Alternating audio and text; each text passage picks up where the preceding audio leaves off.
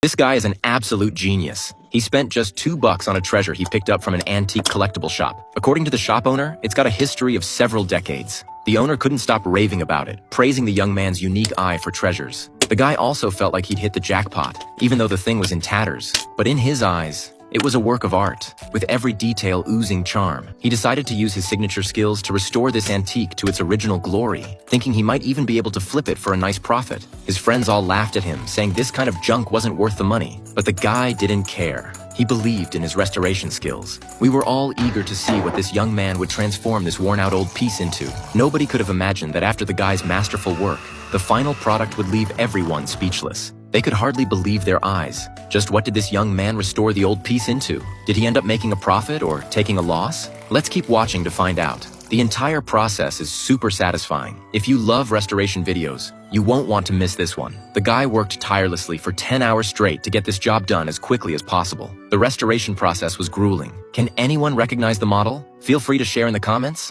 Stick around till the end, and you'll definitely be amazed. Sure, liking is a favor, and not liking is no big deal. But these craftsmen work their tails off from dawn to dusk to create. It's no easy feat. I believe that if you've made it this far, you won't be stingy with a free like for a craftsman like this. I also hope you'll show some support for artisans like him. Your support is what keeps us creating. I'm incredibly grateful.